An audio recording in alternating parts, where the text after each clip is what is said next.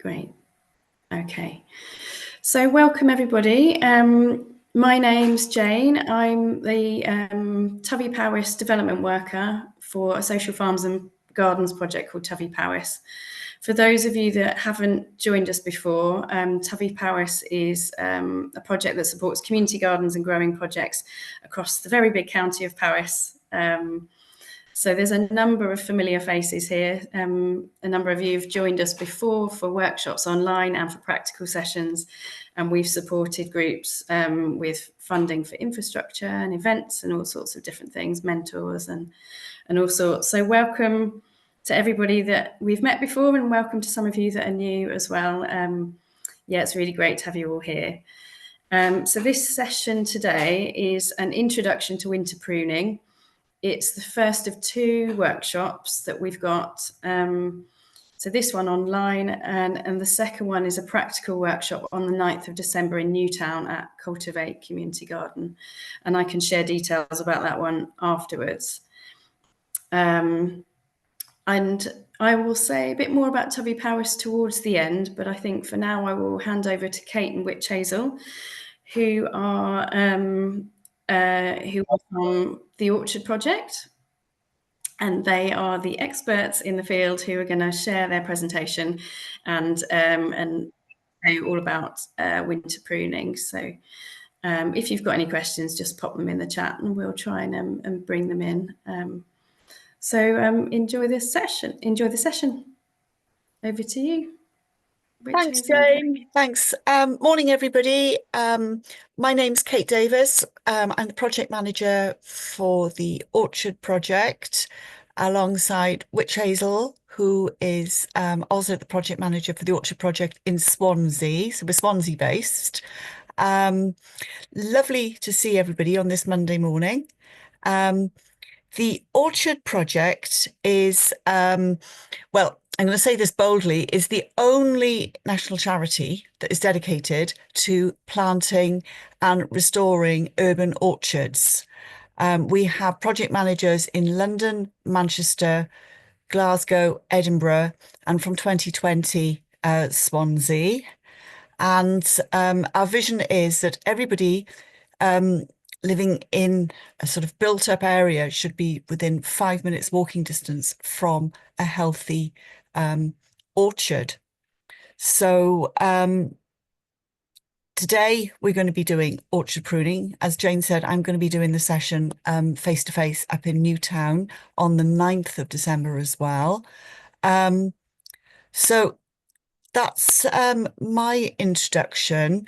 Shall we go round and briefly introduce ourselves from the group? There's lovely to see some new faces, and there's some familiar faces as well. So that's really, really great. Just before I do that, I am just going to do a quick plug for the certificate in community orcharding, which is now running in Bristol. We tend to we've done some in Swansea, we've done some in Bristol, and there's others being run across the country. That's a very in-depth qualification regarding orchard care. Caroline is one of our students on that, as is, and Simon has done that. And we also do accredited forest garden courses as well. So the next person on my screen next to me is Janet and John. You're on mute, Janet.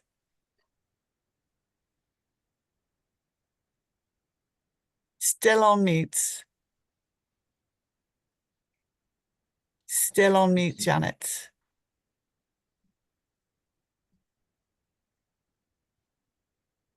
That's it. Sorry, I was going to type because I think if we talk, the dog's going to go mental again.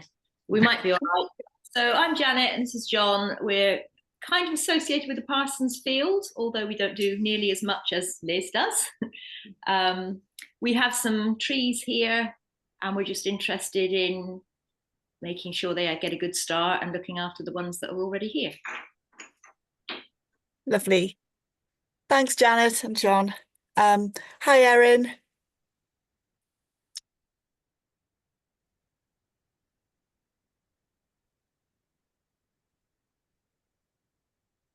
So you might want to read what she's put in the chat, Kate. yes, I'm just bringing that up. So Erin has said, hi, I have been involved in some voluntary projects around Machynlleth, and I am hoping to start a community orchard on a parcel of land nearby. Looking forward to the workshop on the 9th. Looking forward to seeing you as well, Erin, as well. Caroline? Hello, everybody. I'm based in Swansea, the same as Kate and Witch Hazel. I'm on the Kiko course, which I'm really enjoying so far. So I'm looking forward to doing the rest of it. I'm also going to run some orchard pruning workshops over the winter for the orchard project locally, and that's why I'm on the webinar today. Thanks, Caroline. Hi, Liz. Oh, hello. I help run the Parsons Field, which is a community garden in Tregunnon, a village outside Newtown. And we have a small orchard, a meadow, herbaceous beds, vegetable beds, and a bit of woodland on a fairly small site. But we have enthusiastic volunteers. And we've just, through courtesy of Tubby Powys, we've just had Joey Hughes come and do some training, which was very good and very well attended on our site. Great, thanks. Just to let everybody know, so Joey is an orchard mentor for the Tubby Powys project, and he has his own business called Merched Betlan Orchard Daughters. And so if any of you are interested in having an orchard mentor, we can arrange that. Hello, Jeremy. Morning. I'm in the extreme south of Powys in Ystrad, and I'm starting a community orchard in a parcel of land just around the corner. I can almost see it from my bedroom window. I'm also on the SECO course, which is really being very useful. So thank you very much for that. Oh, great. Thank you, Jeremy. Hi, Pixie, and I can see Simon as well.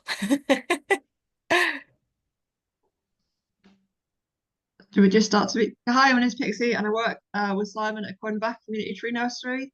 And I'm personally interested in learning about growing fruit and nut trees, basically just perennial food growing for the future. So I'm an orchard mentor for the Swansea area for the orchard project. Can't hear you, Simon.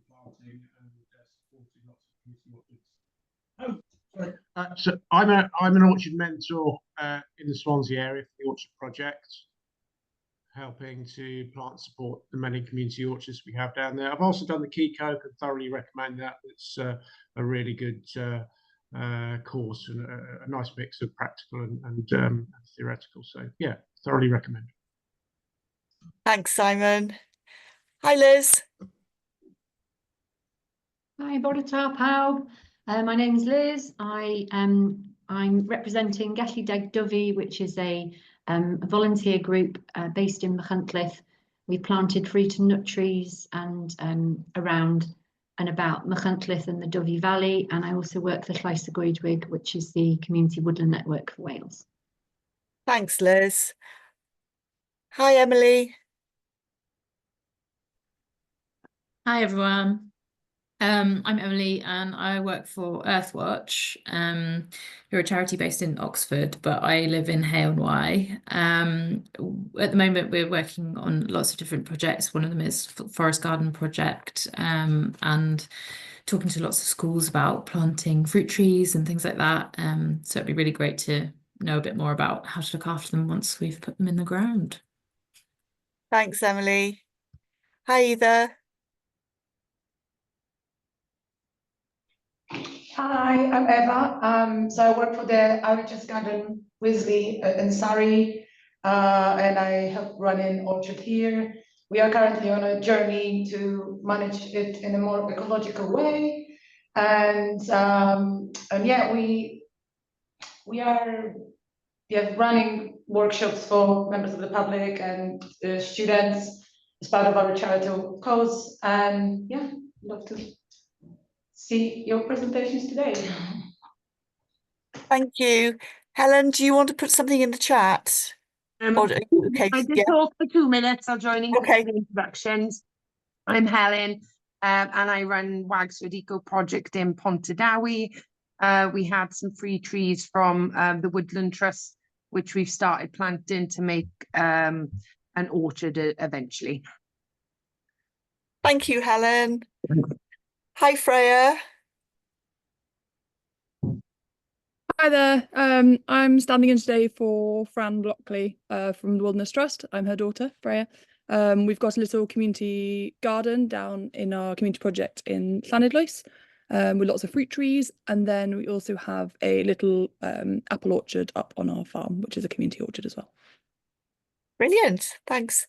Phil, would you like to introduce yourself? Hi everyone, I'm an interloper here for the group. I'm from the Isle of Skye today. So we have a croft with young fruit trees. Powys is 9 years old. I grow fruit trees and graft and do that, but there's very little old orchards or anything or any experience really up here in fruit tree culture or pruning or anything like that. So we're good at the growing and it's growing fine up here, but we need a bit of help with the pruning advice. So yeah, nice to meet you. Great. Thank you, Phil. And Claire.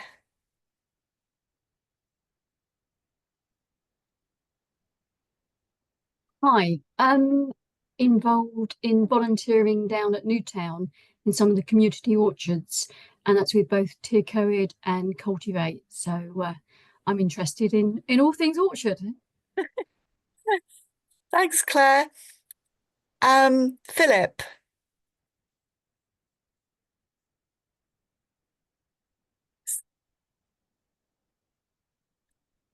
I've got on my screen that Philip is connecting to audio. Philip's only just literally arriving to Yeah. the session. So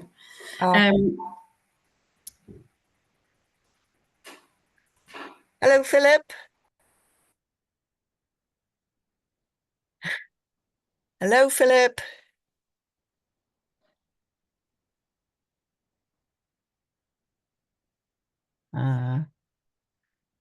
I think he's still getting himself sorted, isn't he? That's absolutely fine. That's fine. Yes.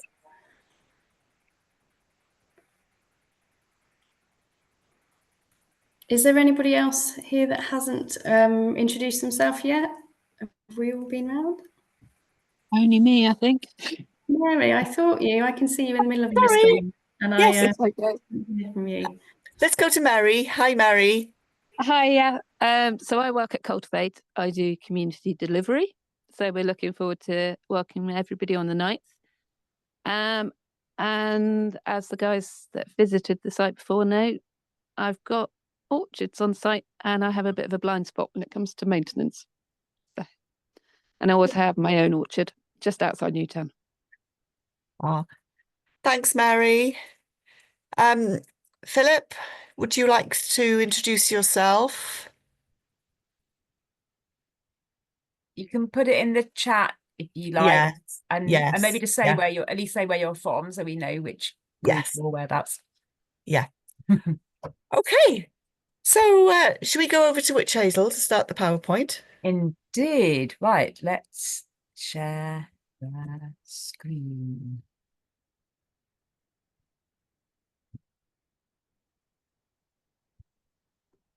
There we are. Hopefully everyone can see the start of the PowerPoint. Do I need to move you? And I think we're right. Okay. So today's topic, winter pruning. And obviously some of you were at our summer pruning day in Newtown back in the summer. So there might be a bit of a recap for some of you, but also there are some differences, and I'm covering a bit of different stuff today as well. So we'll take you through the process of why we prune our orchard trees and how to do this. And we'll also, at the end, going to discuss the management of several trees together. So I've done like a little bit of, tiny bit of video, some photographs, hopefully that will work. So we can kind of like, as if we were standing in the orchard having a look, we can have a little bit of a discussion around what to do once we've done all the theory. So hopefully that will bring it to life a little bit and be helpful. Okay. So firstly, why do we prune? Fruit trees are more susceptible to problems than other trees and our native trees because they're grafted and they've been grown, to produce fruit, and sometimes the resilience is a bit less. They don't like wet soils, they don't like damp, crowded conditions. Sometimes in older orchards, they've been a bit neglected, so they're overcrowded, and there's not enough airflow. And so they will, have problems. And as fruit trees, they're often most likely have been pruned in the past, which will have stimulated growth. And then maybe they haven't been pruned again. So the trees have become congested, and then the risk of disease is increased. And then also, you might have high overgrown branches getting really tall, making them unbalanced, which could lead to the tree leaning and falling, especially if the ground is wet and there's some wind. So we prune to make to try and maintain a strong framework of branches to support the fruit and to reduce the risk of breakage. Ideally, we kind of form that good framework early on, and it starts at the nursery. And then when we first get the trees, we do a bit of formative pruning. And then through the life of the tree, we do gentle maintenance pruning to keep it in shape. That's the ideal, but obviously that doesn't always happen. A balanced shape, a nice open shape allows for light and airflow. And unlike ornamental trees, we're also pruning them for the production of fruit and to make the fruit accessible. So we've got an extra reason for pruning. There needs to be balance between the growth and the flowering, because if you've got, lots of fruit and then not strong branches, that doesn't work well. And if there's too much fruit as well, then you maybe get smaller fruit. So you're trying to always get that balance right. And you've got different root stocks. You might have really vigorous root stocks or less vigorous dwarfing varieties. And then you've got different varieties of tree on the rootstock. So you might have, really vigorous Bramley or a slightly more wimpy, other kind of variety. So some of them are, really strong and resilient, and some of them are just always a little bit weedy looking or a bit droopy in their form. So again, we kind of look at the trees, get to know them and work out what they need. And we can also improve the tree's health by, we might try and cut out disease where we can, or cut off dieback and remove things so that we can try and maintain health. Regarding timing, we do normally prune apples and pears in the winter, and also figs and mulberries. So we're doing them in the dormant season when they've dropped their leaves.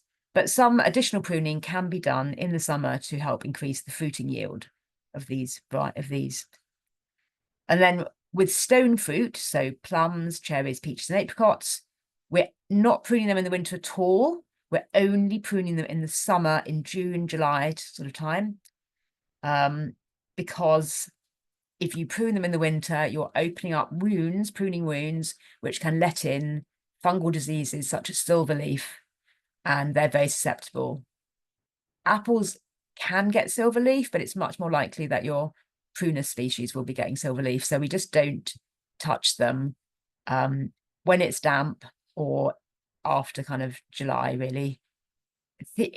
Possibly into August if it's nice and dry, but then once you start getting to that sort of mushroom season, that's when you don't want to be pruning your prunus species. An important thing to know and understand is that when we prune a tree when it's dormant, so in the winter, this will result in more woody growth. If we prune it in summer when the trees are in active growth, then the impact of that pruning would normally be to create more buds and not more growth. So there's a different thing happening depending on the time of year that we're pruning, which is why you would prune your apple trees for fruit in the summer, because when you prune them in the winter, you're getting more growth, not more fruit. To complicate this slightly, because you might say, well, why don't we just, do all the pruning in the summer, say? We don't want to carry out major structural work when the tree is in full leaf, ideally, because this causes stress for the tree. But obviously, I've just mentioned to you, to contradict that we are doing all our prunus species in the summer. We just have to do that. So we would do major work in the summer. Yeah, but if you can, then it's good. And that's true of all trees. It's true of all trees, native or otherwise, that it's better to do major work in the winter when they're dormant where you can. So if you give your trees a strong prune in the winter, your apple trees, they will react by increasing the growth of the branches, creating more woody growth. So that could create congestion and extra woody shoots, little woody shoots, and these are called water shoots, which we'll have a look at in a bit. So we then need to remove them the following summer. So it's not ideal to go into a neglected orchard and give it a really heavy prune in one go and then not go back, because what you've done is created more problems by leaving the trees unpruned after that, because you'll have lots of woody growth coming from as a result of that, which needs to be managed. So it's good to think carefully and plan how you're going to approach renovation pruning work and do it over time and make sure that there's some continuity to that. So when you do a prune, always make sure there's a chance to go back and check what happened and what the result of that and whether the trees are okay after you've done that pruning, so you can see what's happening.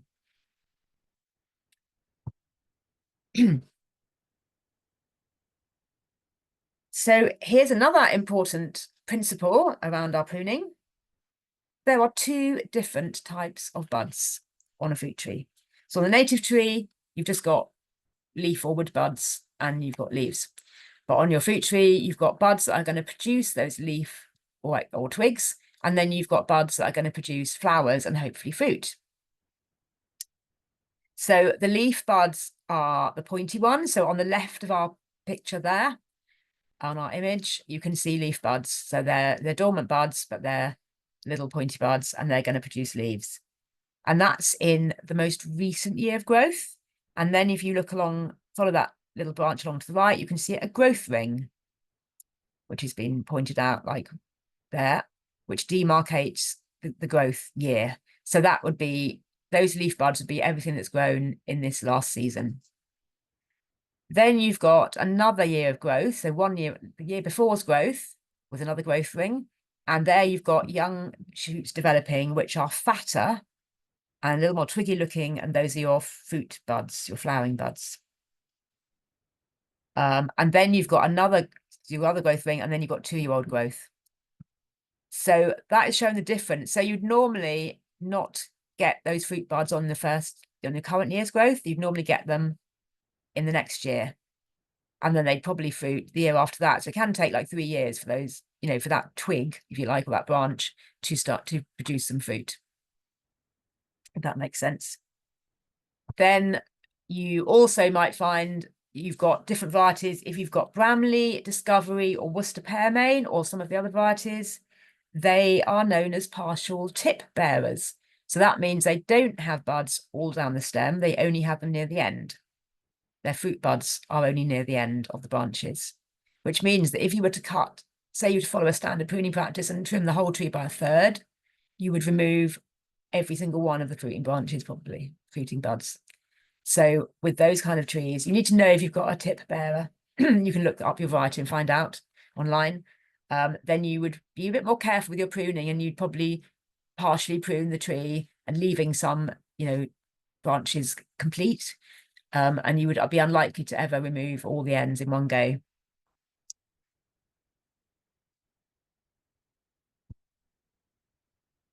I'm sorry, this picture's a little blurry, but I think it still does show. So I wanted to show you that growth ring again. So just below where my little finger's got a gap, you can see the growth ring there. And you can actually just about see that you've got woody buds where my fingers are, and then there's a couple of fruit buds at the bottom of that little twig, which are on little stems. So they're the fruit buds. So that growth ring is quite important, and it's good. What you can do after this session is go out and have a quick look at your fruit trees, and just go around and spot where the growth rings are. Just have a little practice of that and look at the different types of buds. So the growth ring will tell us how much growth we've got in the most recent year and the year before and the year before that. So that will be telling us, how our tree's doing year on year, how vigorous is it? And if you've got, a dreadful climate one year and it's really cold, or, something's going on, really hot even, then we might have slower growth some years than others. So it's good to compare your trees, because you might find they're all, a bit poorer last year than this year, or vice versa. Or you might find that most of your trees generally are growing quite well, and there's quite a good, what we call extension growth this year. So all the growth from that growth ring onwards, extension growth, you might find there's a good amount of extension growth on most of the trees. Then you might find there's one that hasn't done very well and it's just got a couple of inches of extension growth this year. And then you'd be looking at, well, why is that then? Why is that tree not doing very well? Some varieties, as I said earlier, are different to others. So like a Bramley, you'd expect quite a lot of growth. And then something like a Cox, it's just a little more weedy in its growth. This particular tree that I was looking at here had about 12 inches of extension growth. So that's good health. And we're going to look at this tree a bit later on in the PowerPoint again, and you'll see the rest of it. It's worth putting together a good set of tools for the job. Always use sharp tools and clean them in between each tree using meths. Or you could use an antibacterial spray, but that won't deal with fungus. And fungus is the biggest problem in orchards, so that's why I use meths. It's not great to be using chemicals, but we do need to tackle the fungus and help try and keep it managed. So don't use, rusty old bow saw, and do sharpen your secateurs and your loppers, because if you're using tools that are a bit blunt, they won't do a good cut, they won't do nice clean cuts, the tree can't heal well, they're harder on your hands as well, and it also damages the tool. So always, it's with bow saws, for example, it's only a few pounds for a new blade. Just change them every so often, so you nice and sharp, and it just makes your day a lot better in the orchard if your tools are nice and sharp and you're not labouring. So I would normally have a nice pair of secateurs. I would use bypass, so the blades go past each other as you cut, and that does a clean cut. The other sort would be an anvil. So one blade is like a flat anvil and the other blade comes down on it, and they can crush the wood a little bit. So normally wouldn't use them for doing fruit pruning. And the same for your loppers, they have the same blade system. So you can see in that photo, I've got bypass secateurs and I've got bypass loppers. The secateurs are for anything up to the size of your little finger.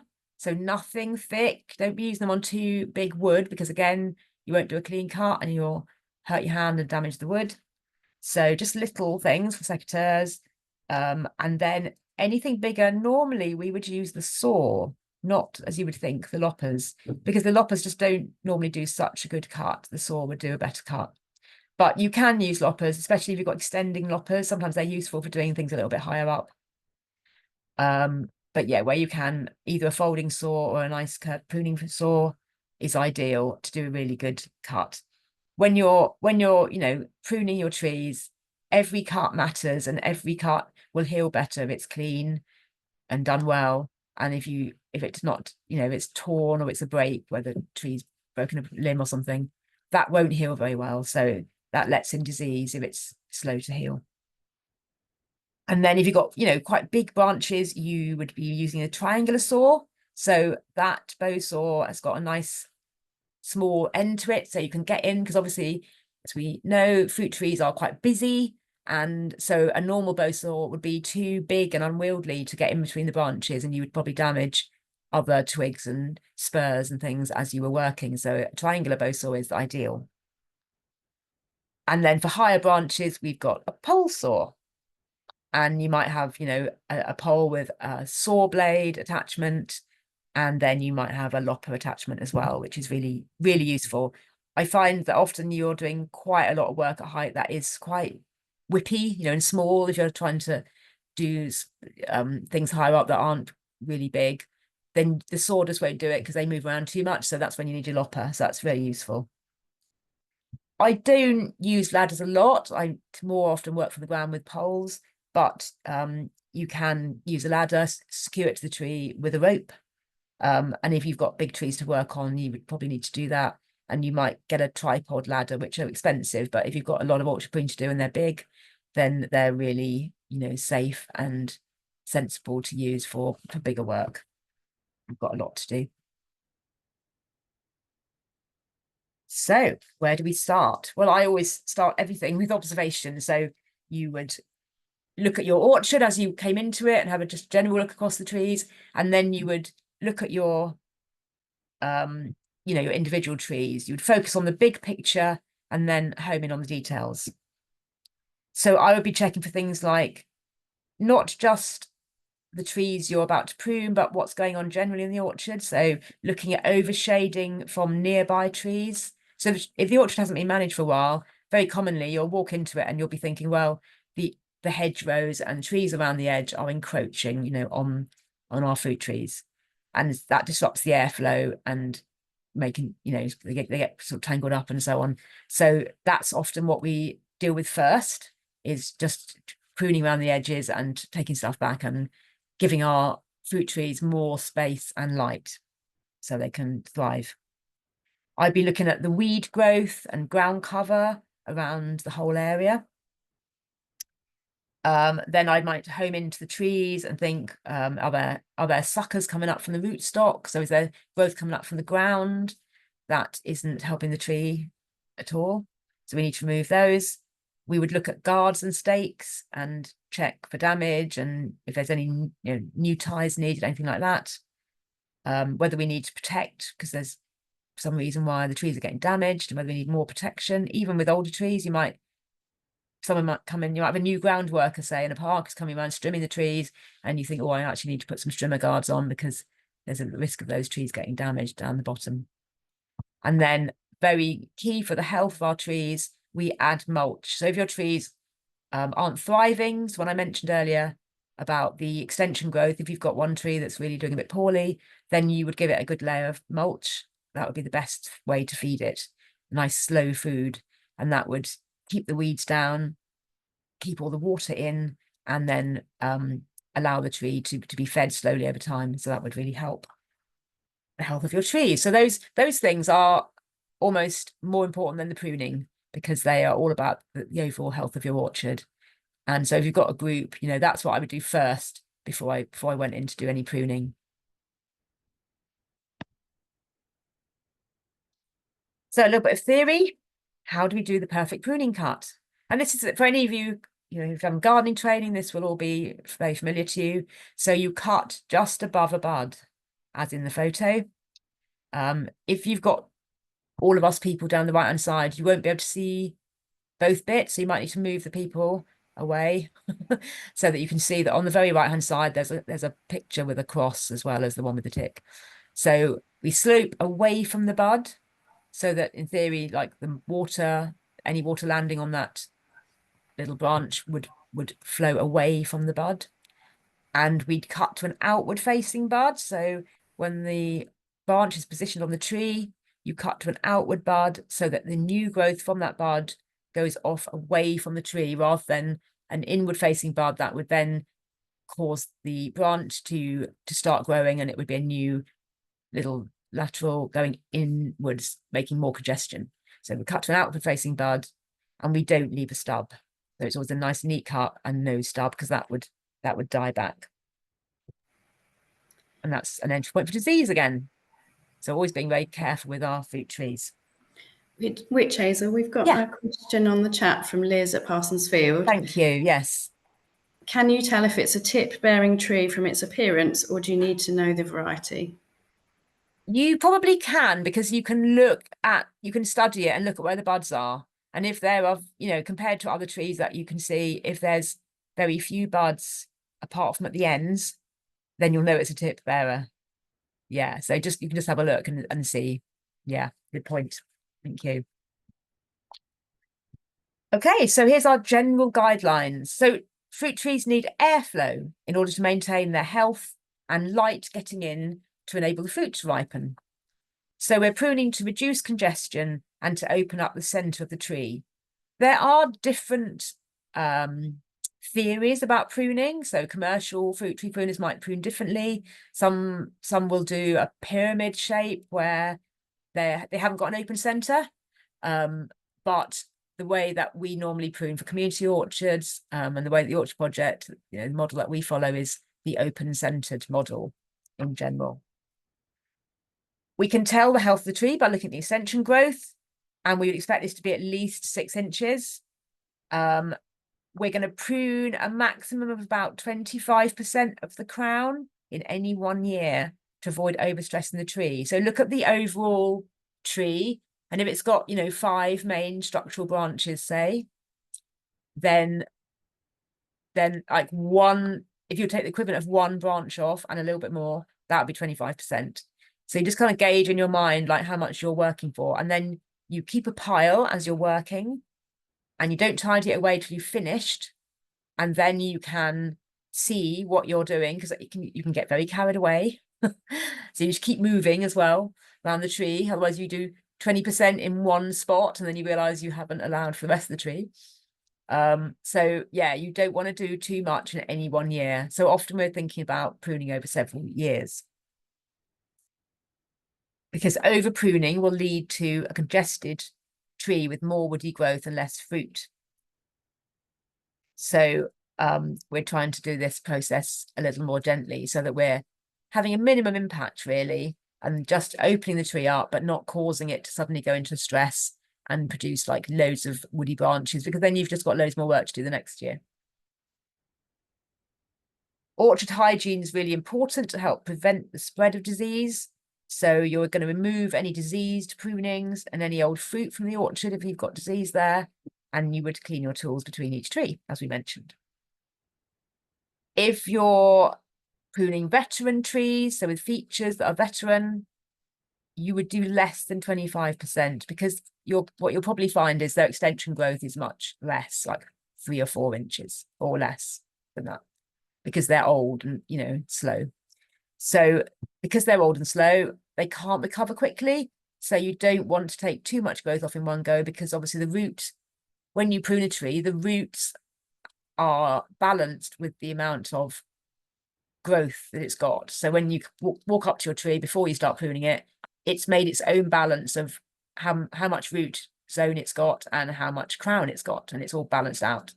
And if you then take away a big chunk of crown, the roots are going to try and send up more growth, or will die back if they can't do that. So we don't want to be causing that to happen. So with veteran trees, up to 15% at the most of the crown probably, and sometimes less than that, depending on that very key extension growth that you're going to have a look at and make sure it's got the vigor. We're going to do a little slide on veteran trees in a minute. And I'm going to put a link into the chat later about our veteran tree webinar, which is in November, later in November, for any of you who are particularly interested in veteran tree work.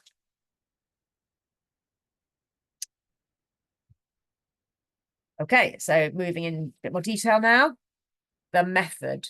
So we would start by walking around the tree, try and walk all the way around, because what you see from one angle can look very different from another angle. So it's interesting how you look and you think, well, that one's crossing in the middle. And then when you move around and look at it from a different angle, you think, oh, it doesn't look the same from this angle. So it's really important just to get a really good overview and have a look at whether you think your crown, the tree, is out of balance, whether there's like, you know, a lot of lean to one side or a branch really going off to one side. Maybe it's been encroached on from the hedgerow, and so it's all going away from the hedge, trying to compete for the light, you know, and so you might cut back that hedgerow, and then you might have to rebalance the tree as well. We would start with the 3 Ds. Again, any gardeners will be familiar with this: dead, diseased, or dying wood. So that's a really good place to start. So you'd have a look for anything that's obviously diseased, any broken branches or dead wood up in the tree. If it's a veteran tree, we might approach that a little bit differently, but in your normal sort of young, vigorous orchard, you probably would be trying to minimize those things. We would look at reducing congestion. So we'd probably be thinking what's going across the middle. So when I'm thinking about crossing branches, I'm not too worried about little branches that are crossing. I'm more interested in what the big stuff is doing, the structural branches, and whether they're going into the middle. But you know, it's any major crossing branches can rub each other, and then that causes a wound, and then a wound causes an entry point for disease. We might reduce the height. We might think this tree is a bit unbalanced, it's been allowed to grow on, you know, and it's got very vertical growth, and so we might deal with some of that. What we wouldn't do, and sometimes you do see this with people who don't know about fruit trees, they prune them like they're a kind of an ornamental shrub, and so they basically give them a haircut and they just go across the top like this and prune the top of the tree. And if you do that, as we've now discussed, you're going to just end up with a lot of regrowth if you do that in the winter. And so you'll get lots of upright vertical regrowth that won't be fruiting. So you've just made the tree really more congested, really vigorous in an upright direction, and you've just reduced its fruit production. So it's a really poor way to prune a fruit tree. So you guys now are here today and you will know not to do that. And you'll spot it when other people do it as well. So we're not lopping the top. I'm not a fan of lopping of any tree, to be honest, because I think when people lop things because they've got a bit big and they want to make them smaller, and actually a vigorous prune doesn't have that effect. It actually has the opposite effect of making them grow more. So it's a kind of, it reduces your shade and your height for, you know, a few months, and then after that it just causes a bigger problem. However, we might want to reduce some height, so we might bring down a branch perhaps to a lower vigorous branch, in order to, you know, if there's something in the center that's going up really tall, we might do that. And remember to keep moving around and keeping the prunings together in the pile. If you've got a group working together, make sure to say to them, don't clear up each tree until you've finished it, and make sure that if people are working closer together, they don't put things in the same pile from two different trees, because otherwise you can't see what you've cut off, and it's just really helpful to have a look as you're working.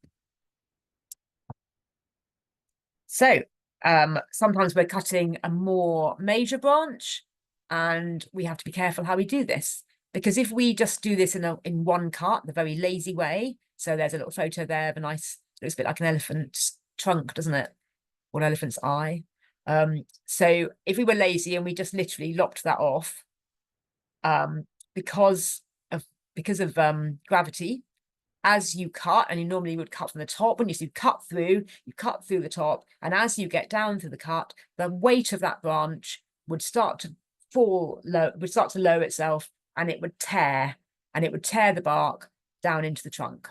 And that's very hard for the tree to recover from when you've done that. So we would never do that with a heavy branch. We'd never do it in one go like that. We'd always firstly aim to do an undercut if possible. So we kind of go up, maybe up to a foot away from our final cut. Do a little undercut just to stop that bark from being able to tear back. That's cut number 1 on the diagram. Then we'd go slightly away from the trunk, it's like the other side of that cut, and we cut down through the branch so we can cut all the weight off there. And then we'd be left with just a stub. And then we don't stop there, as some people would stop there. They just go, right, that's that, I'll just leave that there. But we don't stop there because that's going to cause dieback. We then do a really nice final cut. And looking at the photograph here, we'd literally follow those wrinkles. We just like cut the smooth, where the smooth part of that bark becomes wrinkly, we just follow that line completely and leave a little collar there. Not flush with the trunk, but just leaving a little collar where it kind of tends to swell out a little bit. And we'd cut there, nice clean cut. Sometimes you've got, you know, quite a big branch with quite a lot going on, so you might reduce it in more stages than 3 cuts. So you might take off, you know, several different branching bits that are coming off of that, and do 5 cuts altogether, just so that you're taking the weight off bit by bit. And particularly if you've got, you know, a fence underneath, or a little fruiting shrub or something underneath where you don't want to like drop a great big branch on it, you can do it in smaller chunks so that you can manage the weight and work more safely. It's very important to do that final cut so that the tree can heal well. And if you're, you know, if you're tired, if you're doing this and you find you've used a lot of effort to get, you know, do cuts 1 and 2 and all the other work you've been doing, the time to have your cup of tea is after cut 2. And so when you come back, you're really fresh and you can do a really nice final cut, number 3. So it's your best cut. And then, because that's the cut you're leaving the tree with, that's the wound that you're leaving the tree with to heal. So you want it to be good. So we're aiming for a lovely open shape. So this is a younger tree now that we're looking at. With apples, we're describing that open shape as a goblet. So it's kind of ideally not got much going on in the middle. The branches are forming a kind of a goblet shape. And with a pear, we'd call it more of a champagne flute. With our young trees like this, we would remove any central leader, so anything up the middle, and we'd probably aim for 4 to 6 good branches like this. And they all come from roughly the same point. So the crown is all kind of starting from the trunk at the same kind of point with this lovely goblet shape. So that's if you've got a youngish tree and you're pruning it, that's the formative pruning that you're aiming for. A nice open shape and 4 or 5 good, well-placed branches, ideally kind of, all at different points around the tree. So it's making the most of the light and a good shape. If growth is very vertical, so if you've got things in the middle that are growing up, branches in the middle that are really zooming up, very vigorous and vertical, then they won't fruit very well. Whereas the branches that you can see here that are kind of like 30 degrees or so, that's a much better angle for fruit. And if they're like more horizontal, that's still good. You'll get lots of fruit. But if they're very droopy, then again, they get to a point where they don't fruit so well. So you're aiming for, good angles on your branches as well. You don't want them too upright. And often young, vigorous growth can come and be more upright. So that's the growth you're kind of keeping an eye on. Also, if the branches are very upright, they often have what's called a narrow crotch. So where they join the trunk or where they're placed, it's a very narrow angle. You get that quite a lot with plums. They're more upright than apple trees, say. And so when they've got that narrow angle, they're not very strong at their join. And so if they've got a lot of fruit on them, they can break in the wind in the summer, just from the weight of the fruit. So sometimes we have to shorten those branches a bit, but also we're kind of aiming to try and create good angles from the start, so making sure that our branches are well placed. So this open shape enables light to get in and air to get through the tree, so that it's reducing the risk of diseases and dampness, in our Welsh orchards. Ideally, your nursery will have given the tree a good start and started it off with a good pruning cut, but sometimes they don't. And the other thing to say about nurseries is that when you get your trees, if they come with a little stake with lots of green plastic wrapped around the stem, make sure you remove all of that before you plant the tree, because people often, they might give it another stake or they might not, but they don't always remove all of that plastic, and it would literally ring bark the tree if you leave it on, because it would just doesn't always stretch very well. It doesn't always break off, and it can just cause the tree to really struggle to grow. Sip of water. So here's a little tree which is in need of pruning. We can see there isn't really that open centre in the middle. You can see lots of leafy growth through the middle. So it's a bit overcrowded. It's unpruned. It probably hasn't had its formative pruning. And it's got several branches going off to the right that are a bit droopy and unbalanced. So it doesn't have the nice shape that we looked at in the last picture. So we'd probably want to reduce the height a little bit to get a better shape. And we'd want to bring in the spread of those branches that have gone off to one side. And the crown is a bit dense, so that would mean you wouldn't get that lovely airflow. And it also makes harvesting difficult as well if the crown is too busy. You might find that if you had a lot of fruit on those droopy branches, that they would snap because they're long and leggy. And we'd also be checking to see if there's any growth at the bottom of the tree coming up from the rootstock, any suckers that you'd want to take off. So sometimes there's quite a lot to do. So you might walk around and think, well, I can think of, 5 different things that I need to do on this tree, but I can only do 25% of the crown. So I've got to choose this year which ones to concentrate on. And so you make a little plan. And it's really good when you're starting out to do this in a group of 2 or 3 or 4 of you. And then you can all have a look and make your decisions together, and people will see it from different angles, and you'll, all make a good decision together. Whereas on your own, you don't always know where to start. So it's good to have other people to give you confidence to go and do your orchards together. So you might think, what's the priority for this year? And I think that unbalanced legginess is probably quite important, and a little bit of thinning out of the congestion as well. So I'd start with the important things that I thought were the main priority, and I'd do those, and then I'd look at my pile on the ground and I'd think, oh, I can do one more thing. I'll take a little bit off the height this year. And then maybe you might make a note, take some photographs of it, how it looks. And then you can come back in the spring and the summer next year and go, oh, I can see where I did those cuts, and this is how it's now reacted to my cuts. And I've also got a note here that I was going to take more off the top or more out the middle. So the next winter, you've got your notes and you can do the next job that you thought it needed, and you can see how it's progressing. Also, the fact that it's got those two branches going off together, they're kind of doing the same job. I always think if you've got two branches and they're both in the same place doing the same job, then you choose one of them. So you probably, in an ideal world, take one of those off altogether, and eventually you might even remove both of them because they're not great for the shape of the tree. You don't have to take the whole branch out. So one method is to remove a whole branch, that's fine, back to the trunk and leave that little collar. And another method that you might sometimes use is to take a third off. So you might take it back to a good branch on the tree, find a nice well-placed branch and cut back to that. So you can take back, you know, part of the growth.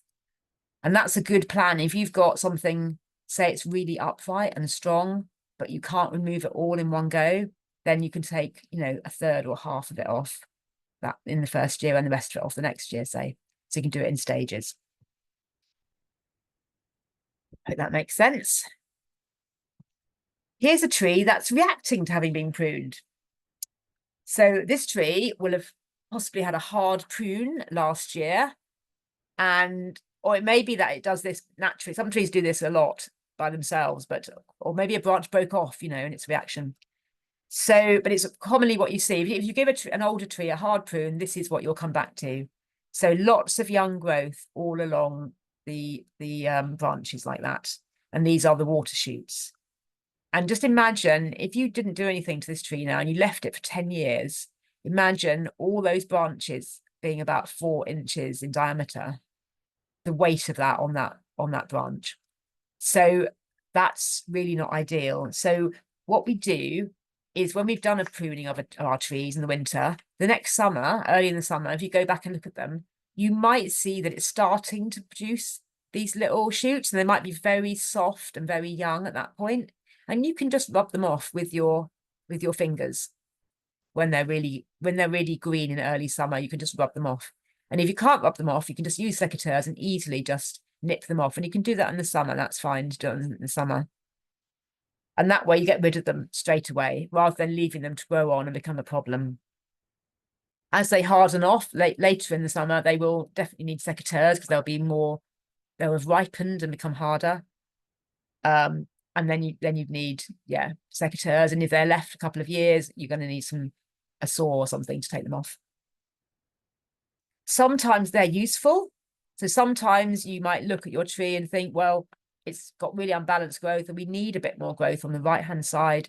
So we could leave a couple that are well placed so that they can grow on and become, you know, we can leave them on there, they can become branches for us later on. So, you know, 1 or 2 in the right place we might want to leave. You'll notice in the middle of that photo, you can see there's a place where a branch was previously pruned. So there's a ring where the tree is healing. That's how the trees heal their cut. So when you do a cut, if you've done a good cut, you'll get that kind of donut of wood forming where it's closing over that cut, and it will try and close all the way over the cut.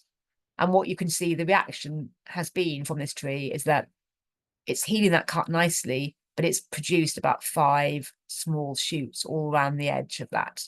So the result of cutting that piece of wood, cutting that branch off, is that it's sprung up with 5 water shoots that you'll need to take off. And there's several other places on that tree you can kind of see that's what it's been doing. So every time it has a cut, this tree is responding by, it's quite vigorous, clearly, even though you can see it's quite old, but it's clearly quite vigorous, and it's responding by sending up these shoots every time it's had a prune. So you want to do quite a light prune on this tree. I wouldn't over prune it. I'd probably do 20% maybe in any one year to try and lessen that reaction. So here's a little word about veteran trees, as promised. Just doing a little time check here. Okay, 11 o'clock, that's good.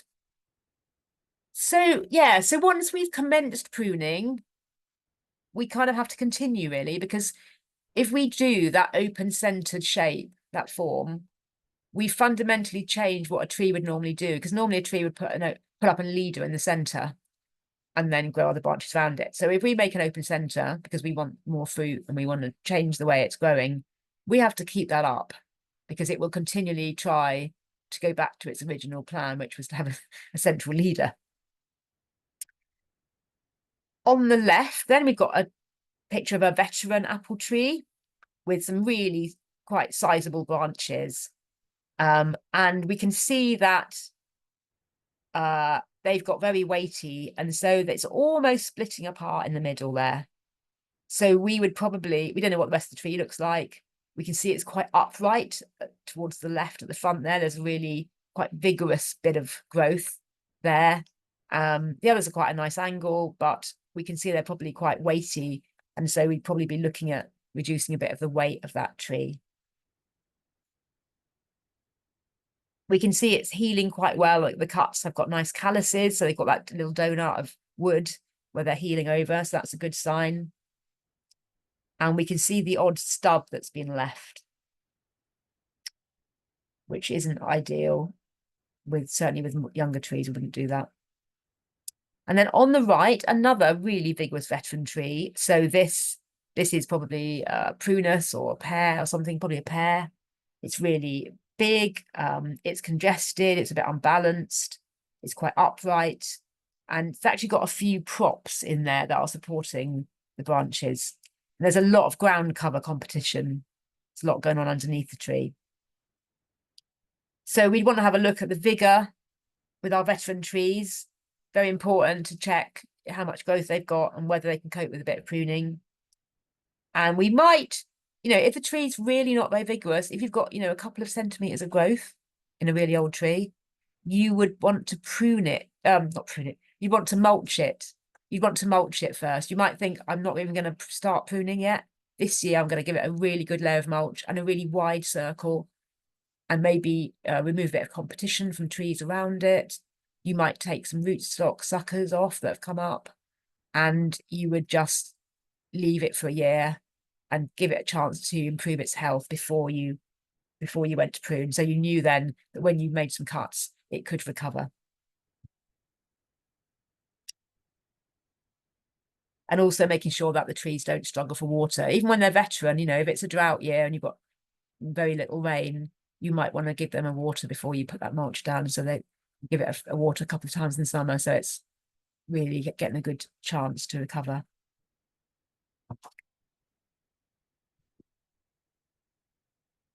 Just a little note about trained fruit.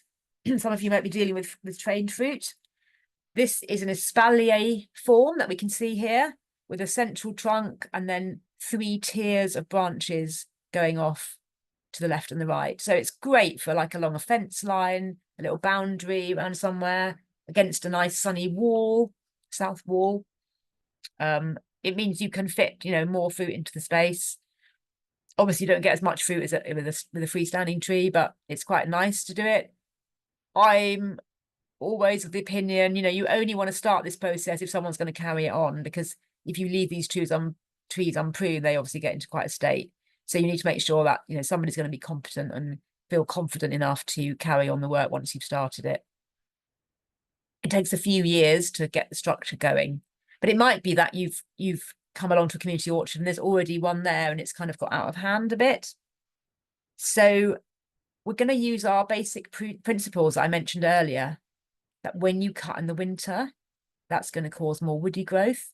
And when you cut in the summer, that's going to enhance your fruit. So we do a lot of summer pruning when we're doing trained fruit, because we're basically trying to make this poor little tree produce as much fruit as possible on a very limited amount of woody growth, aren't we? So we're kind of doing something very unnatural for the tree. We're trying to keep it in shape. So we prune in the summer to encourage more fruit. This will create the spurs that you can see here. So basically this would be how it might look after pruning, where each little branch coming off of those laterals that go left and right, each little branch you cut back to 3 buds. and that would create those spurs, and then they would then flower and fruit the following year.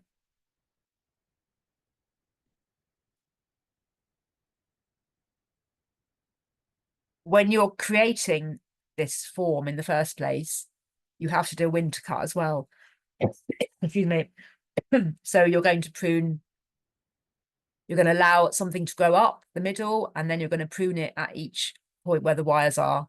You're going to cut it there, so that it's going to then send out, encourage the buds to form and send out your left and right laterals at each point. So this tree would have taken 3 years to get to this point. And if you wanted to add another tier, you'd let those central little buds grow on and for the whole summer upright, and then you'd be able to do another cut and send them off left and right again. Obviously, there's a little bit more to it than that, and you can look in an RHS book or look online as to how to prune them. But that basic principle is you're using that idea that you're kind of encouraging more buds, and therefore you're doing this in the summer.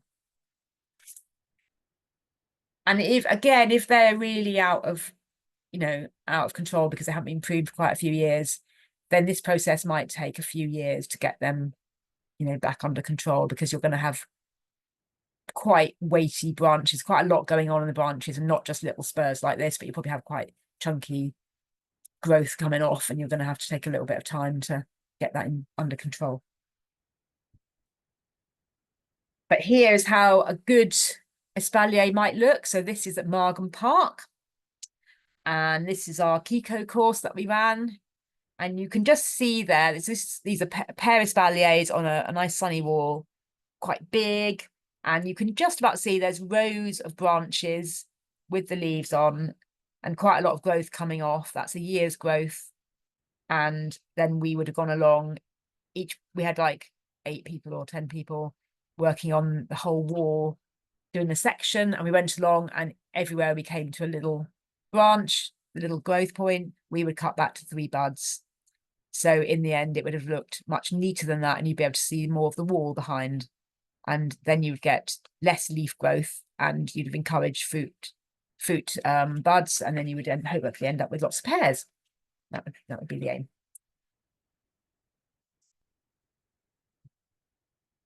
So I mentioned earlier that we can use pruning to help manage disease. There's not too many more slides before we have a little break and questions, by the way. So just about 3 slides. We can use pruning to help manage, disease by improving airflow and light. So that can be the first thing that we might do, is just literally that we're just trying to open up the tree. But we might want to remove diseased wood back to good wood.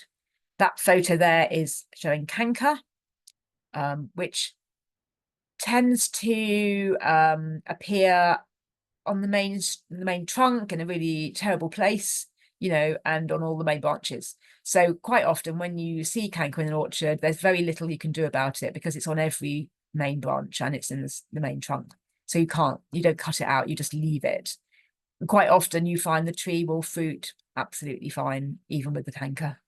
But if you've got a young orchard, and it's very healthy, and then you've just got one tree with a bit of canker, then you would definitely want to remove that canker and take it away from the orchard, because you stand a good chance then of, keeping that orchard from canker free. Some varieties are bred so that they are resistant to canker and resistant to scab as well. So if you've got a damp orchard or you're having problems, those are the varieties to go for. The other diseases we might deal with are brown rot, very common in Welsh orchards, where we get dieback on the ends of the branches and we get little mummified fruits in the tree. We also get bacterial canker, a slightly different sort of canker that will cause wounds like this, but also they weep with kind of gooey stuff. Very common in pruner species, and then also silver leaf that I mentioned earlier, which makes the leaves have a bit of a silvery sheen to them, and it causes dieback. If you've got silver leaf, if it's just a little bit, you can cut it out and take it away and burn it.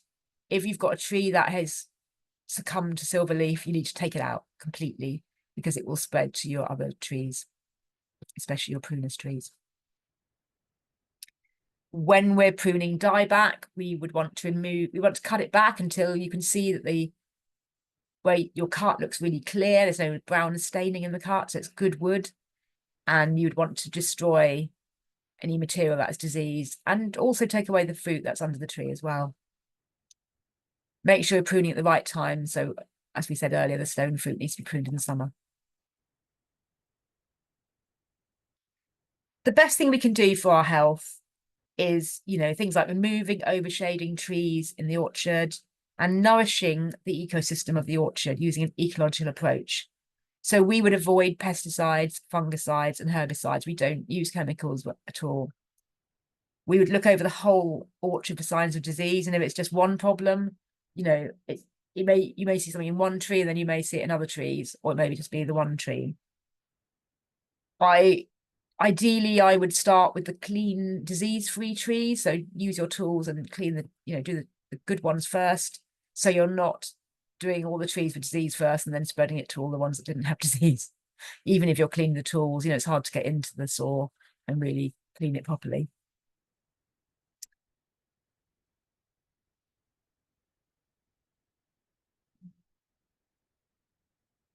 Yeah, and burning the prunings and removing the old fruit.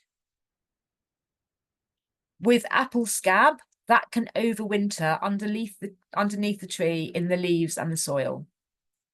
And what happens is when it rains, it causes splash from the soil onto the lower trunk, and that's how the scab gets into the tree. Comes through rain, the fungus gets into the tree through rain splash. So if you've got a scab problem, it's good to remove the leaves from around under the tree and to add mulch, to remulch with fresh mulch so that you're reducing that risk of splash as well. I've seen quite a lot of scab this year with this continual rain we had over the summer.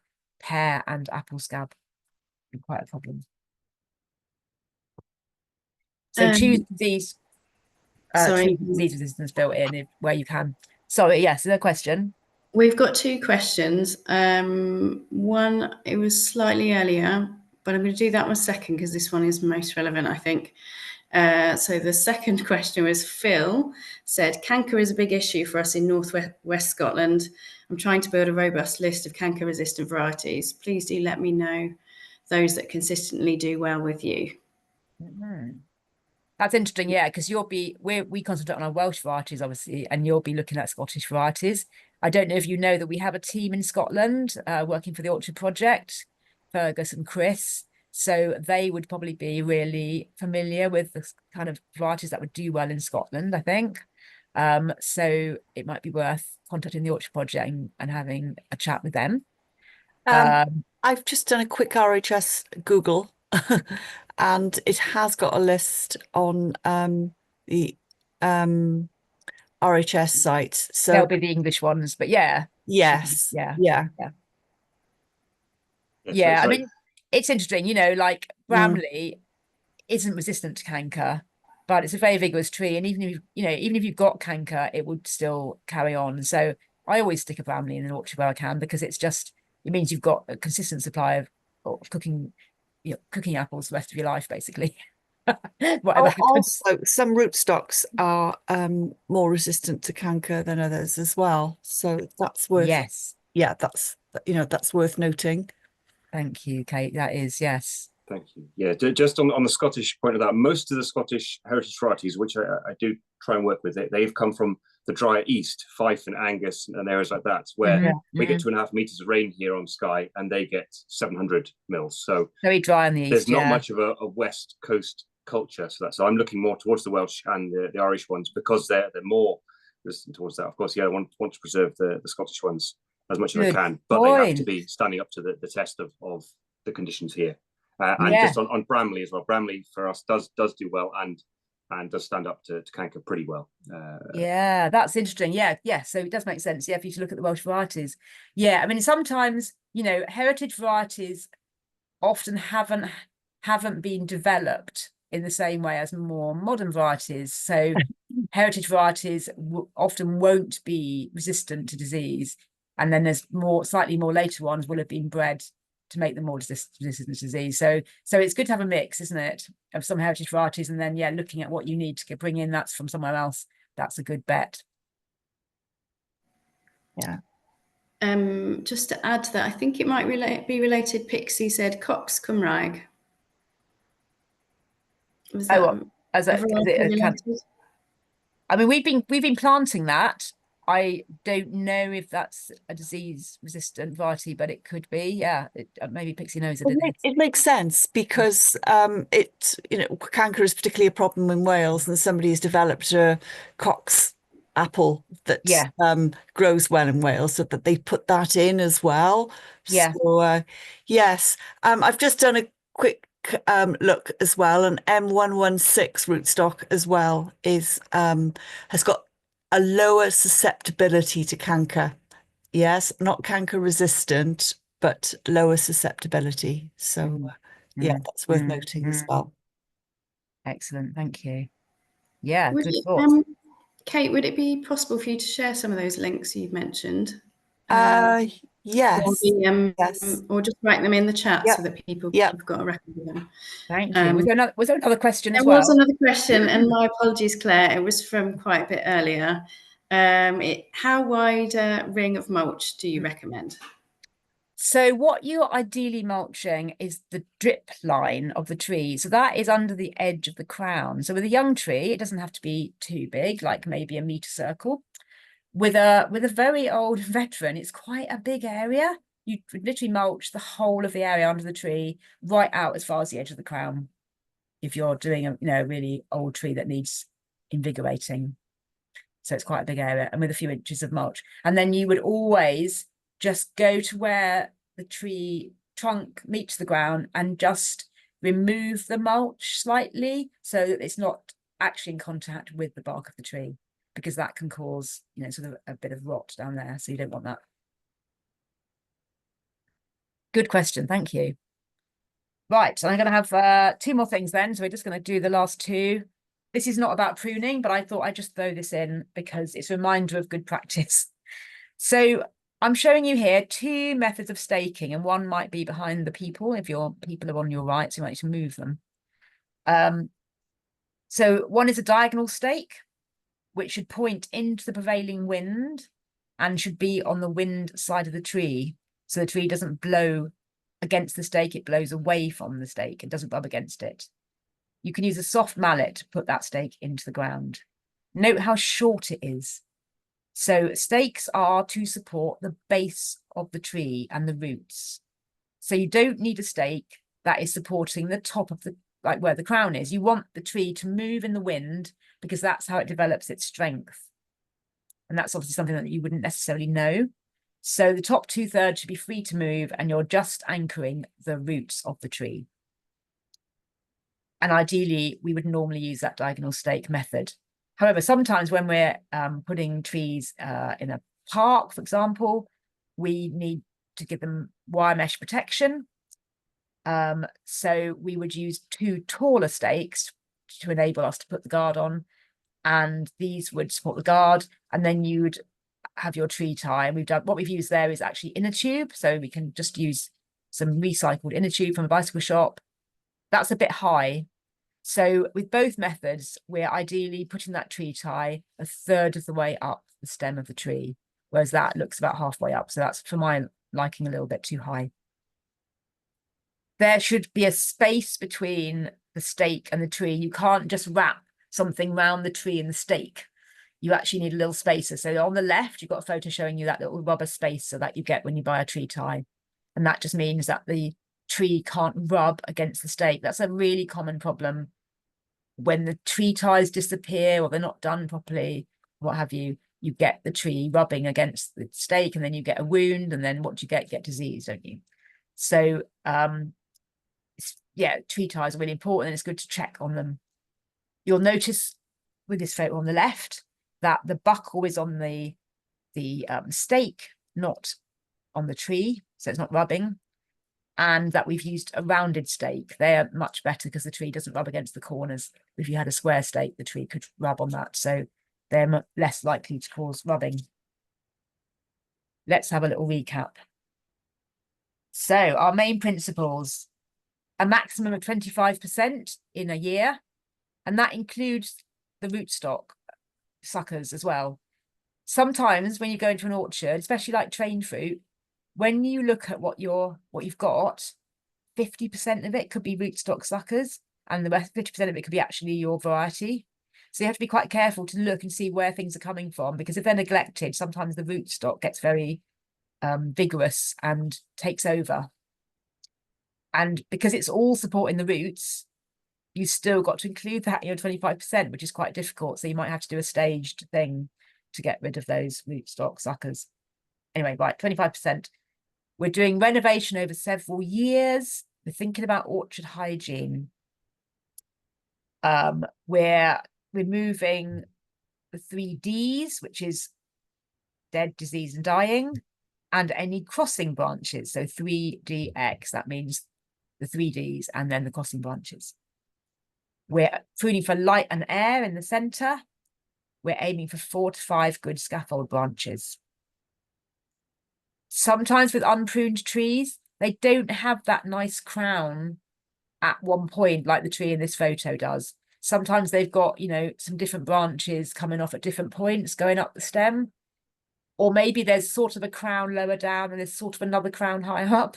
So you have to make decisions about how you're going to get a nice shape and whether you're going to take off lower branches. I think lower branches can be a bit at risk of, you know, a mower coming along and catching them, or people or dogs catching them. So I don't like branches too low down, and they get caught in the long grass and brambles and things like that. So I tend to like to keep the crown up. If you've got a bush form, that would be under a meter, like about 800 centimeters or something, 80 centimeters, sorry, 800 mil, 80 centimeters above ground. That would be a bush form. Your crown would be quite low, so it's quite good for children. Children can you know, access it, and it's easy to harvest. If you have a crown that is 1.2 meters, or maybe about kind of like just under your shoulder height, that's really good for community orchard as well, because it means if the crown starts at that point, you can easily get in the tree, you can easily access the branches, and you can prune, manage the tree and pick the fruit. So that's quite nice as well. That's a half standard. If you've got a traditional orchard, you would have standard trees, and then the trunk would be about 1.8 meters of clear trunk, and then a really high crown. So that's what you might find in a traditional orchard.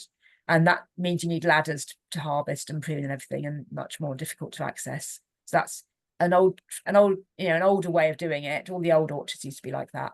And they're much better for wildlife because they're big trees and they live a much longer life. So it's really good for biodiversity, but it's not so good for community management. So you might choose to have a couple of trees that size just for the biodiversity, you know, cooking apples, say, so they can just drop off the tree and you can pick them off the ground. And then you might have smaller rootstocks for everything else in your orchard. Why am I saying that? Yeah, it just came to me. I think, yeah, where you decide to create that crown and how you manage that. And then that principle of, you know, nice clean cuts, and you're leaving a little collar when you do a cut, and you're not leaving a stub that would die back. And then a risk assessment. So if you're working on your own, you should do some kind of risk assessment. So you're thinking about what kind of risks you're at in your orchard, whether you're using a ladder and you need to take some rope with you so you can tie it, whether you've got somebody to help you and put their foot on the bottom of the ladder, if you're using poles, if you know, do you need a hard hat, all these things, and does someone know you're there working? And then if you're with a group, it's really good to write your risk assessment and take it with you. And you need to, you know, the community group, you need to have risk assessments for everything you do in your orchard, and you would just go through them with the group before you start, so everyone understands what the risks are and they know to put the hard hats on when they're doing the bigger branches together, or they know to clean the tools between each tree and all those things, and wash their hands before eating after handling meths, which isn't great for your hands. So that's the end of the talky bit for now. We'll have some more questions now. I'll stop sharing, and then we'll come back to some more examples of trees, hopefully after that. So I'm going to stop sharing now. There we go. We'll see each other. How are we doing? Any thoughts? And obviously, I think the important thing to say is there's not one way to prune a tree. Go and speak to any old traditional pruner and they'll give you a different method. So we have our own sort of way that we think works, but you will find different people will, just like in allotments, people have different ways of doing things, don't they? Can you re-say why 1.8 meters is good for wildlife? Good, yes. So yeah, it's not the 1.8 meters, it's actually the rootstock. The rootstock will be an M25 rootstock. So that's the key thing. Thank you for clarifying that. And because it's a big rootstock, you probably use it as a standard form, which means you get the crown started at 1.8 meters. So it's a big rootstock and with a nice big trunk and then a nice big crown. Yeah, thanks. And yeah, because it's a big tree, it lasts longer. So pear trees can live for 200 years and apple trees can live, about 100 years or so. And then prunus species tend to live a little less, but they can live a while. So yeah, they can be, really veteran if we look after them. And they're just so amazing for wildlife because they're what's known as early senescent. They have features early on like holes and cavities and broken branches. So an oak tree would take, 100 to 200 years to form those features. And we could find them in our orchard of 20 years plus old. You might find those veteran features. So immediately you're getting increased biodiversity in your orchards. Whereas if you've got a little patio dwarf tree, it won't live very long. So it's great for children, and nice and accessible and small, but it doesn't live very long. So there's no biodiversity, well, much less biodiversity value in those little trees. Thank you. Any other thoughts?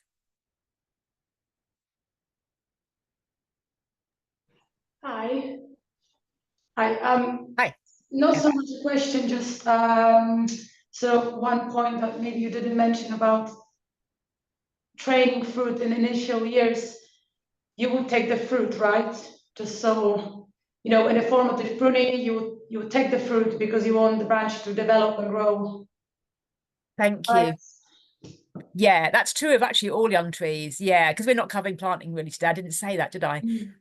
So yeah, with young trees, in the first few years of their life, and then as Eva says, when you're establishing a trained fruit form, you want the tree to concentrate on its growth. So ideally, you would remove any young fruitlets that are forming and take them off, which is really horrible because you're like, we want to see what the fruit's like.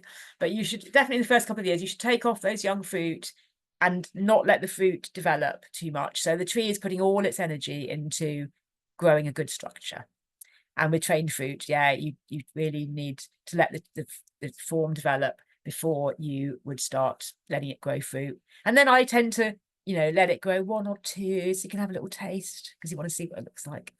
And then, after that, the next year, then you let it start to fruit. Thank you for raising that.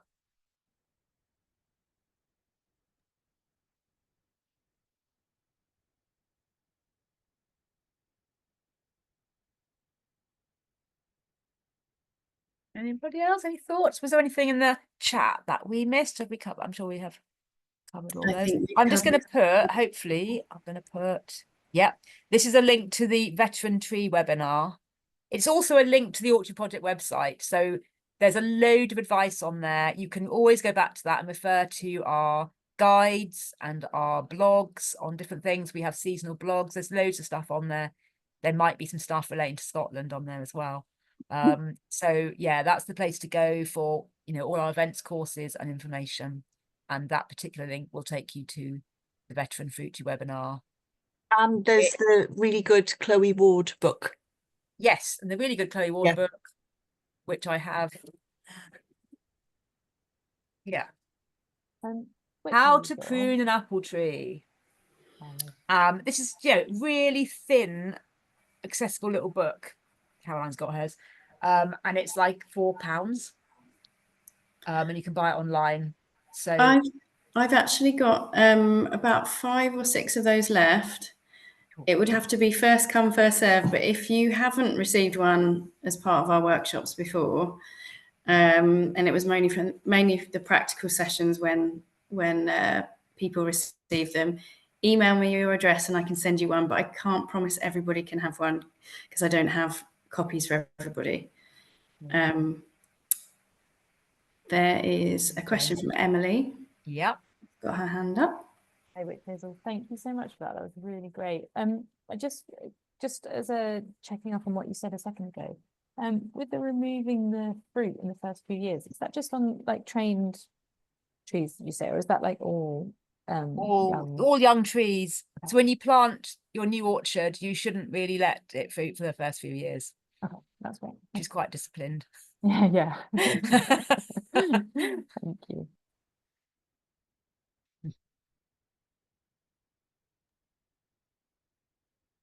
Oh, how are we doing for time? It's 11:30. 11:30, perfect. Okay, shall we go then to a little discussion of a few trees that I hope this will work, that we'll look at them together.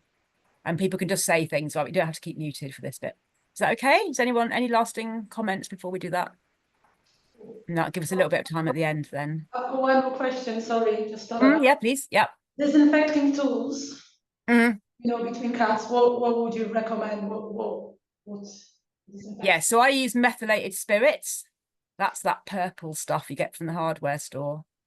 It's an alcohol-based product. So that kills fungal diseases and bacterial, I think, as well.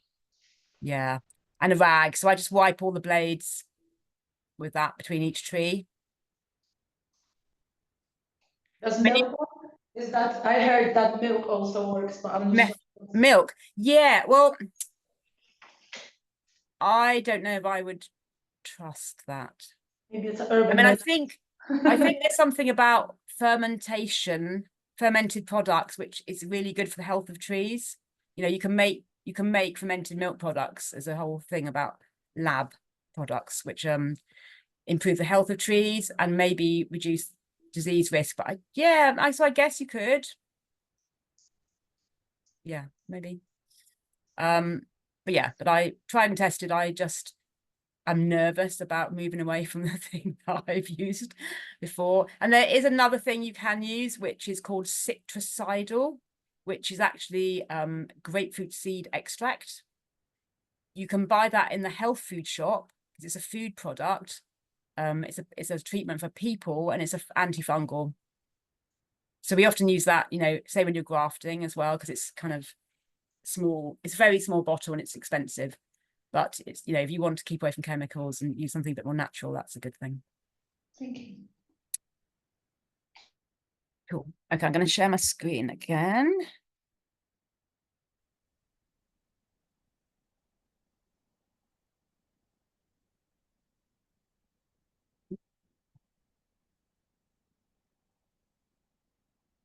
Cool. Okay. So one of these might be a video. Oh, that one. Okay, so I'm going to show you a video of two trees. No. There. Right. The one on the right is the video. There we go.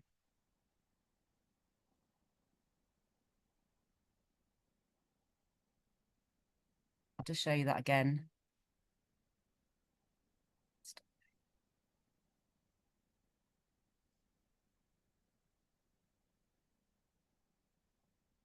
That's two fruit trees. So looking at the one on the left, which is on the left-hand photo as well, what do you see? Tell me what you can see. What do you notice about that tree? I'd like people to call out. Upright growth? Yeah. Upright growth. Anything else? Seems to be sort of growing more on the left.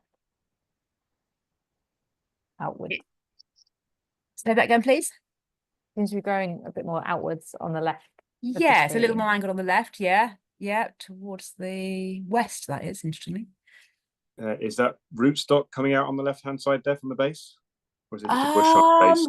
It could be, yes. Yes, well spotted, it could be.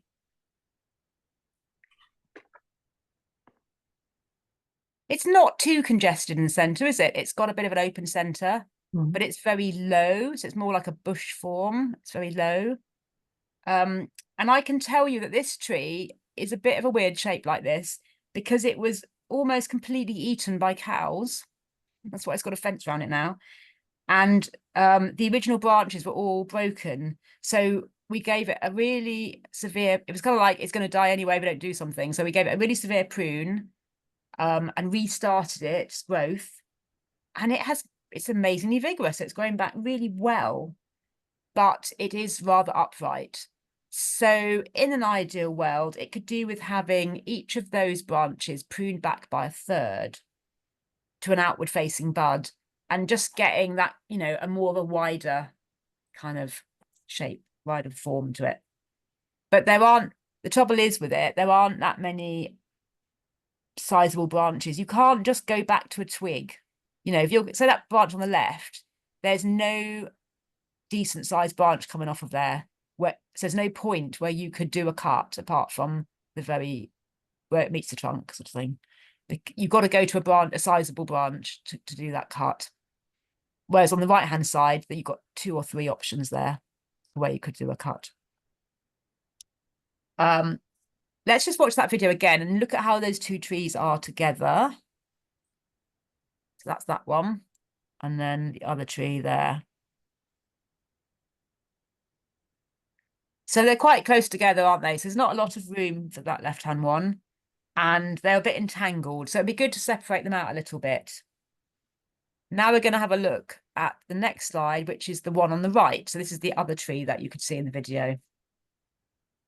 What do you see?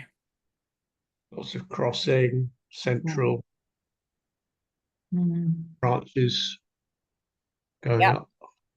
Yeah, it's quite busy in the middle.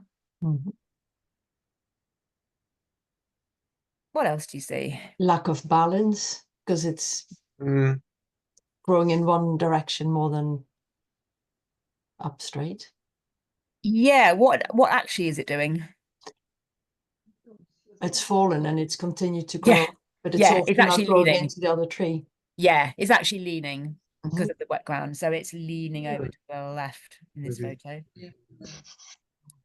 But its branches are quite strong. It's got a strong framework. They're just not really growing. It's not like a nice clear crown doing what we want them to do. But again, I think that got knocked over by the cows. So these trees have struggled. However, this one fruits really well. The other one's got very tasty fruit. This one's nice too, and it's struggling. So it could do with a prop so that it's not leaning over so much, or you can support it. The fact that it's leaning over isn't a problem. Even if it's laying on the ground, as long as it was happily fruiting, we don't mind. But it's good to keep it supported so it's not moving. What you don't want really is it moving around in the wind or the roots starting to come out of the ground or something like that. So it's good to support it with where it is. So we could do with doing that. And it would be good. How would you support it, please? Yeah, so I would make a you know, like something, say from some hazel or something, where there's a forked branch, and make a prop. But I wouldn't have it with wood against wood because that would rub. So I'd get something like a motorcycle tire, which is a really great size, and have a piece of that between those two, the tree and the prop. So it's not rubbing, because it would move about a bit in the wind. So you'd kind of make a stake prop and you'd get it in the ground and put it against the tree so it can't go any lower then. But you need something soft between the two. And then I would probably ideally prune a bit of the weight off the left-hand side, which is encouraging it to lean. And I'd want to open it up a bit and remove some of those crossing branches, wouldn't I? Which Hazel, how far would you take that leaning branch, the furthest outward branch back? Because it's also interfering with the other tree, isn't it? Yeah, maybe by a third would be good. You basically want to look at the different branches coming off it and see which felt like a good place to go to, I think. Yeah. And also I'd get rid of any lower growth. So you can see right at the base of that tree, it's got some lower growth there. So probably take that out and lightly prune some of that congestion that you can see kind of in the middle. Yeah, so that's those two. I mean, they're not my trees, but they're quite near where I live, and I do occasionally, I don't have much time, but I do occasionally pop over and do a little something in the winter, but they don't ever really get proper attention in the way they should. And they also, because they were survivors as well. Right, here's 2 more trees. These are typical in age and condition to what we might find, you know, when we're asked to prune a fruit tree for somebody, or in a slightly unmanaged orchard. The left-hand tree, what do you see?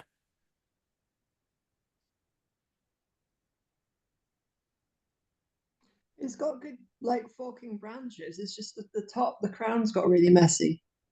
Yeah, so you've got a nice crown. It's quite low, but it's a community orchard, so that's good.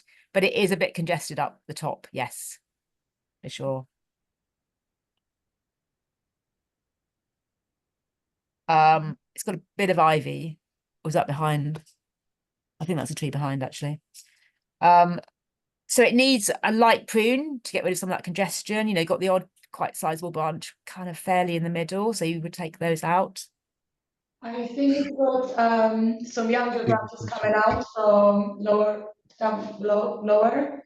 So I would probably favor that and prune, so in the future those can develop and take on the space. Do you know what I mean? Yeah, so there's a few water shoots. Yeah. Yeah, to take out. Yeah. Yeah. They're quite a nice angle, those branches. I think it would have had a good form initially, but it basically didn't get pruned for quite a few years, I think. So it needs a bit of remedial work just to get less than that congestion. And then on the right-hand side, what do you see? Lots of water shoots. Deadwood. Yep, both of those are true.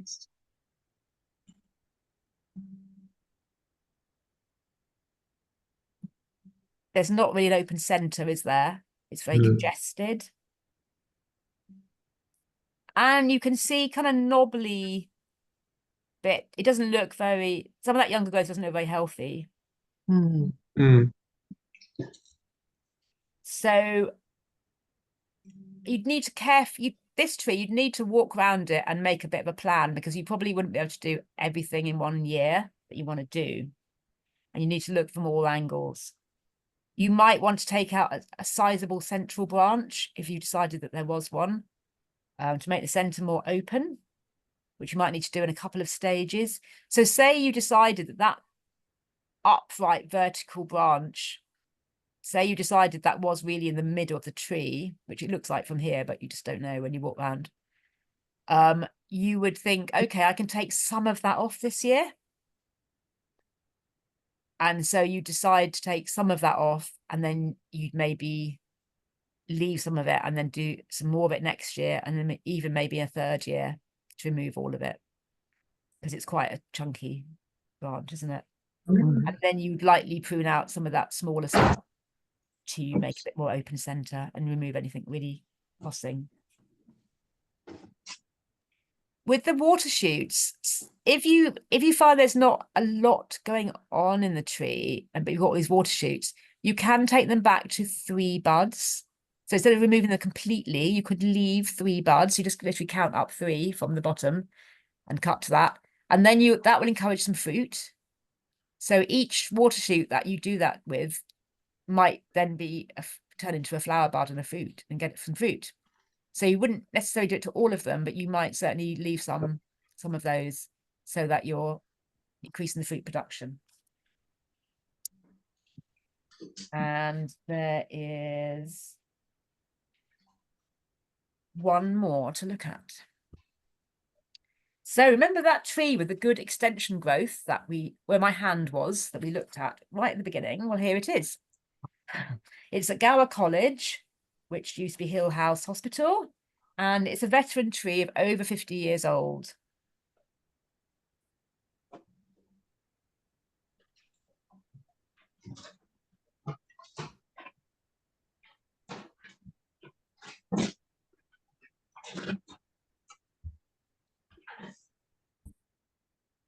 So we'll look at that in the next slide. Here we are. What do you notice about this tree? It's fallen over, isn't it?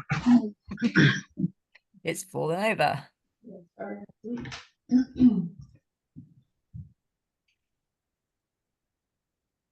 It's trying to grow a new tree from the Yeah, central part, from the lowest part, isn't it? yeah, it looks like it's trying to layer itself. Yeah. Yeah, yeah, and you'll find, you know, so if a tree leans, as we've seen with several of these pictures, they'll still continue to create vertical growth, even though that isn't really where it would have been. If the tree was upright, that growth wouldn't be like that. But because it's on its side, it's got that vertical growth, yes. And that can get very weighty. What else do you notice about it? Lots of canker. Not necessarily. No, In the dead parts that they are veteran features, yeah. So there's Yeah. cracks and holes and cavities. Not necessarily canker. So the tree's done a bit of healing around them. But they are nevertheless there. So those are veteran features because it's an old tree, and that's where all the wildlife lives. So in a veteran tree, we like that. There's lots of water shoots, and it's been badly cut perhaps in the past. Yeah, what makes you say that? All the woody growth. Yeah, so it's probably had a terrible life, to be honest with you. It's probably been hacked about by ground workers. It's got stubs. I was hoping someone would say, you know, there's branches that have been lopped off. You can see those blunt ends of branches. So they've been lopped off, not cutting back to anything particular, not cutting back to somewhere where it can regrow, but just lopped off. Then there's lots of, vigorous young regrowth that's like several feet long in a year. Lots of crossing, lots of congestion. Yeah. It's got a bit of missing bark. So another veteran feature is when you get bark that's missing. So right at the ground level, it's got that bit where actually it's kind of the bark's almost curled away from, and it's trying to heal over that. But that's all okay for a veteran tree. We don't mind those things. And we don't mind that it's leaning over because it's kind of like a phoenix tree, and it's just it's so vigorous. It's really doing well, and it fruits quite well as well. What else have we got? Yeah, badly pruned. We've put a little fence around it because I noticed with horror that when the ground workers were managing the grass, they were almost like mowing the bottom of the tree because it's leaning over so much. They were mowing right up around the bark there.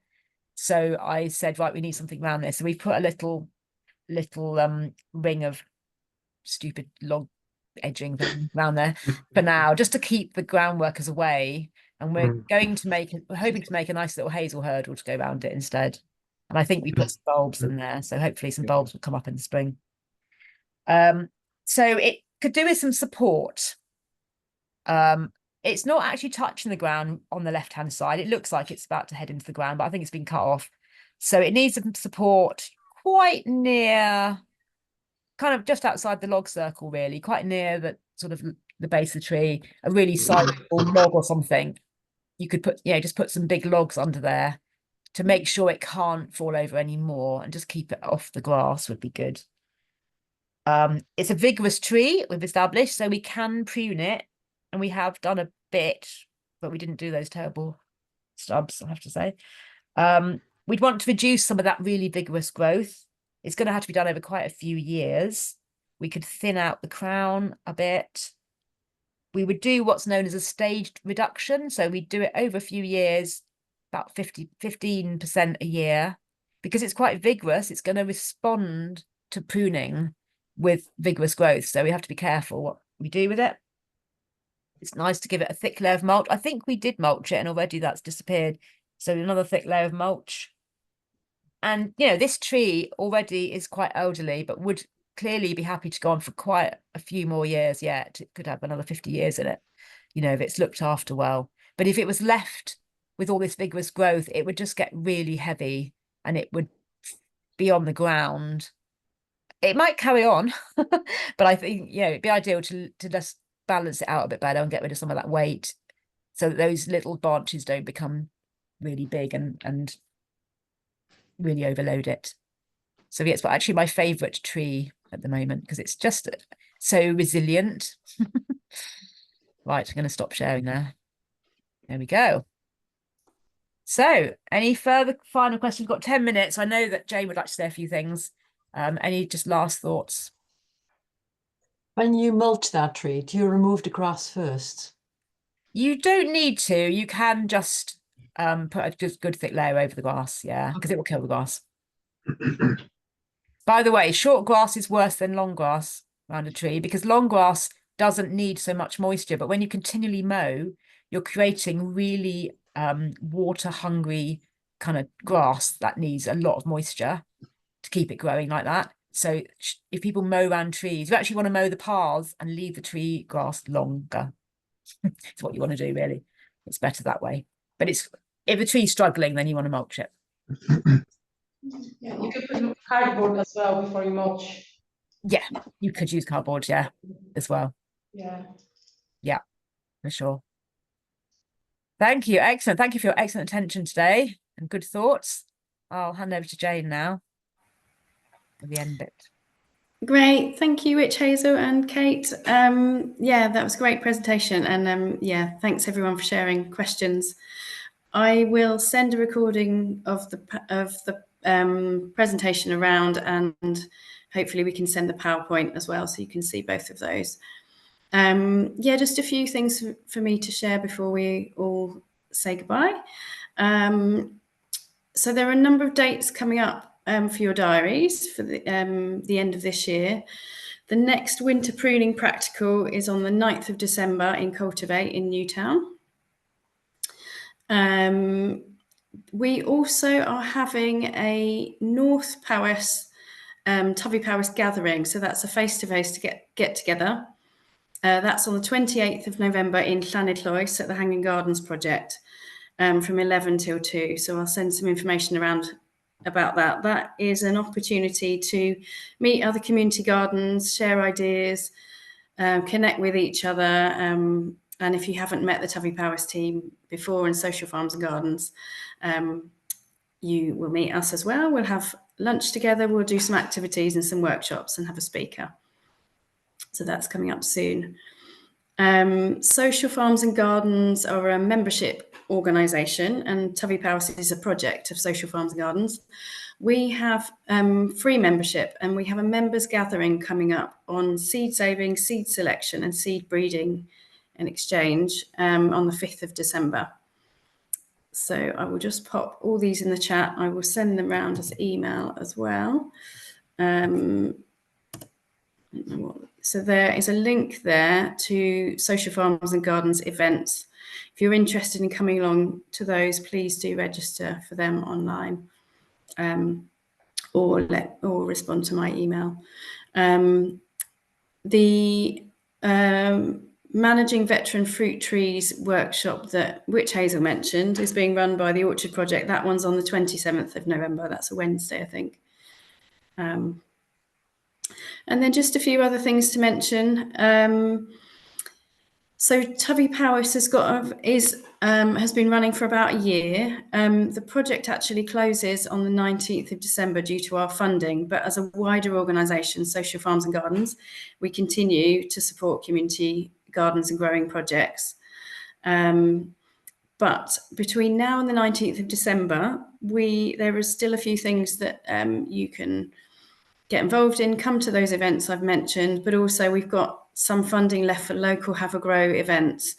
So that is the opportunity to do an open day, or for this season, maybe do some winter activities, Christmas decorations or something with your group. Just as a nice close to the year.